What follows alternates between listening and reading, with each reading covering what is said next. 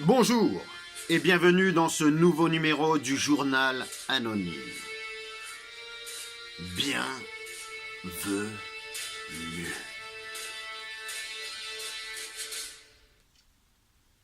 Ah, j'ai réussi là.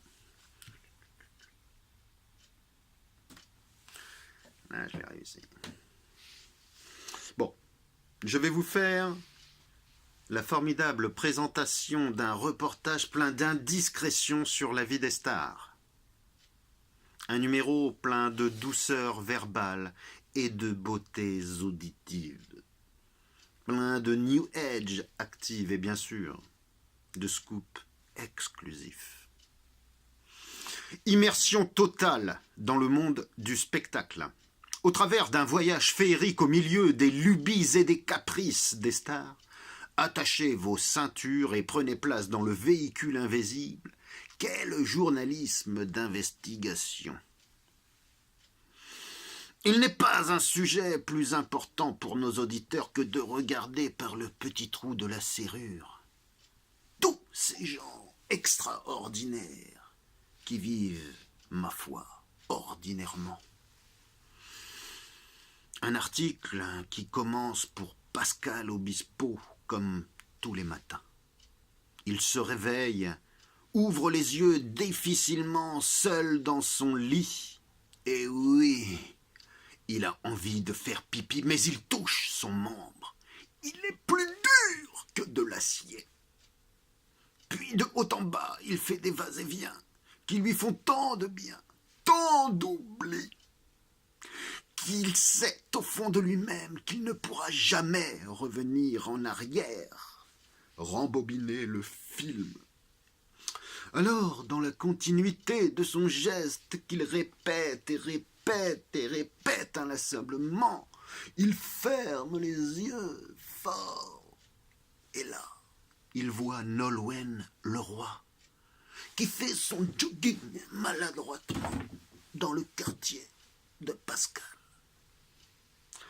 Elle s'arrête là, devant chez Pascal, et sonne à sa porte. Pascal, toujours à les yeux fermés, ouvre la porte. Elle lui demande si elle peut utiliser ses toilettes, forcément. Un sourire de Pascal décontracté décontracta Nolwenn, et elle se mit à même le sol de l'entrée, à retirer tous ses vêtements pour se déplacer doucement jusqu'aux toilettes.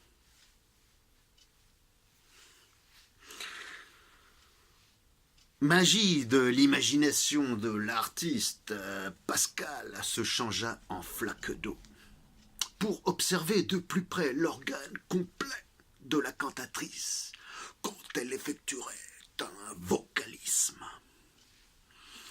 Un peu professeur, mais aussi un peu docteur, il regardait ce corps étranger qui se rapprochait de lui comme pour lui effleurer le visage. Et en même temps qu'il accélérait le film, passant au creux de sa main, au bout de ses doigts, et du bout de ses doigts au creux de sa main, son sexe, comme les cordes d'une guitare, il sentit l'extase du dénouement final. C'est alors que dans l'intimité, noué de l'humilité la plus totale, il se sentit je coupe. Il se leva et enfila tout de suite son costume d'auteur, compositeur, interprète, peintre, sculpteur et parfois acteur romantique. Alors, il s'inspire, dit d'un ton solennel « Oh, mon Dieu, que la vie est belle !» Joue 3 notes sur le piano. Peint une toile qui passait à sa portée de 12 coups de pinceau et moule une terre qui n'était pas encore cuite, qui traînait sur la table. Et le tout dans une désinvolture totale et une soudaineté liée à l'expérience du moment saisit au vol. Un moment qu'il est nécessaire de saisir pour comprendre l'art.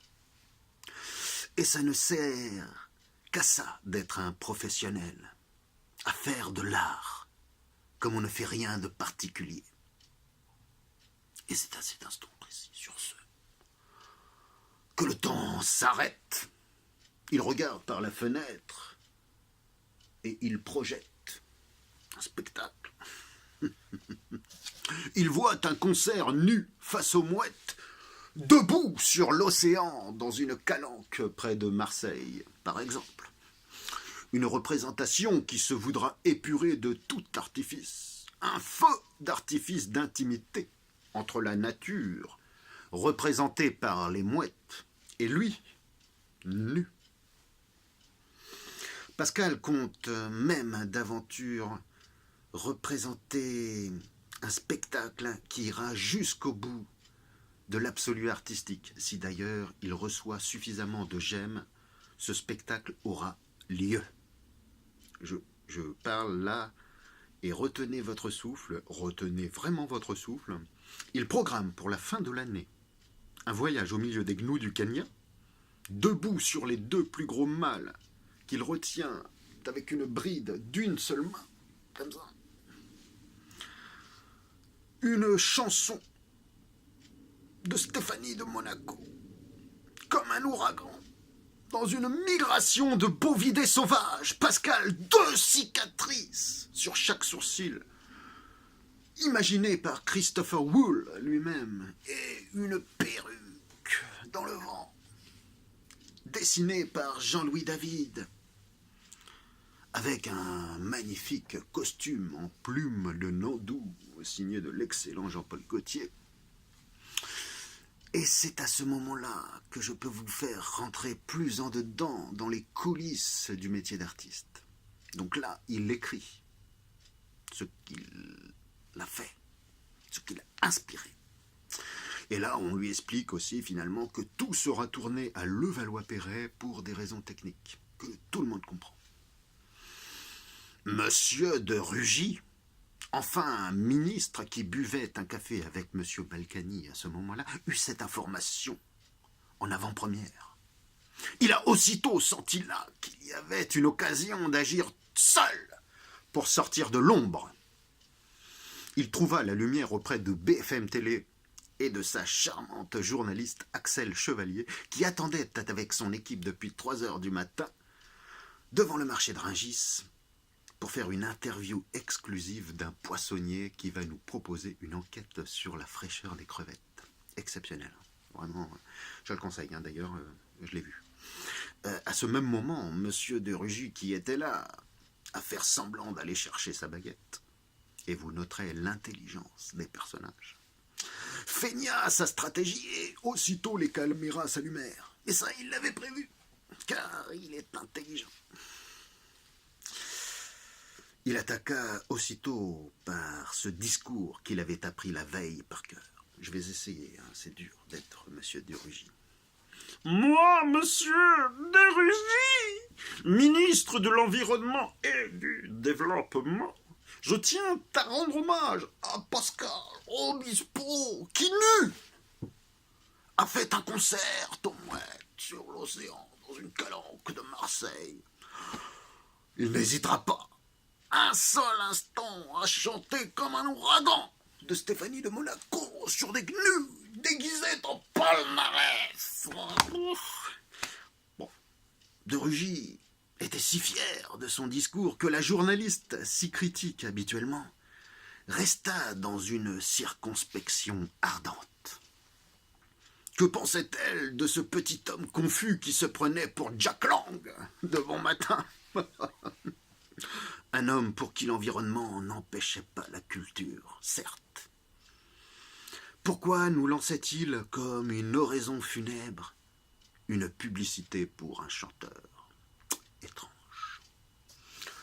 Tout le monde se sentait gêné par ce petit homme qui voulait prendre la place d'un grand. Ambiance malsaine, et on comprend Axel Chevalier pour se sentir mal dans cette ambiance. Jack Lang, étant de par sa nature très à l'aise avec le monde de l'au-delà, en tant que spécialiste de la retranscription des derniers mots des personnes publiques disparues pour les représenter après la mort, a en ce sens des responsabilités exceptionnelles. Jack Lang représente les âmes publiques. Ce n'est pas une mince responsabilité. Il faut un sens de l'honneur proche du divin, être une personne bien au-delà du sens commun des mortels. Mais que cachent les manœuvres de De Rugy? A-t-il un don caché comme Jack Lang pour être si proche de l'au-delà qu'il en serait lui-même un partenaire privilégié? J'entends déjà des gens comme Cohn-Bendit et autres sucerelats des chambres des institutions nous adresser par la plume de Polanski que le comportement du ministre de l'Environnement est inacceptable, est intolérable, nuit au bon esprit de la nature des choses. Eh oui, eh oui. Et je pense que c'est à cet instant précis que le journalisme d'investigation doit jouer son rôle. Le journal anonyme et moi-même n'hésiterons pas un seul instant à reproduire le même schéma de mise à nu par télé-réalité que nous avons opéré dans ce numéro pour Pascal. Et ce, en faisant un numéro 100% consacré à l'intimité de Jack Lang. J'en ai déjà des frissons. Pour découvrir, à travers ce fabuleux personnage, plein de secrets, une histoire où la splendeur de l'âme prendra la place des folles inspirations. Un récit qui, cette fois-ci, je vous le promets, pourra être apprécié même des plus petits. C'est un engagement. Je tiens bien sûr, en tant qu'adulte responsable, n'écarter personne de mon discours. J'invite d'ailleurs tous les pédophiles et toutes les pédophiles à ne pas hésiter un seul instant à s'abonner à ma chaîne, en leur rappelant évidemment qu'il ne leur sera fait aucun mal. Ils peuvent compter dès aujourd'hui sur l'esprit anonyme du journal pour être assurés de la sécurité qui leur sera réservée. D'autant qu'ayant moi-même pratiqué les sports paramilitaires, je serai plus à même d'utiliser mes pratiques pour les protéger. En tant que journaliste, je suis là pour parler. C'est fait pour ça, un ami journaliste. Parler même si au départ on n'en avait pas envie. Et je m'y engage. Tu parleras. Alors n'hésitez surtout pas à me mettre des commentaires sympas. Même si je dois vous l'avouer, car l'honnêteté est la principale vertu du journaliste, j'ai une nette préférence pour les pamphlets dithyrambiques qui me seraient adressés. Non pas qu'il m'eusse plu, comme un allant d'orgueil, de vous donner une leçon de français, car ça, je suis équipé pour, mais parce que, comme tout un chacun, je rêve d'avoir des liens forts avec les gens qui m'apportent de l'espoir. Amis du lien, bonsoir.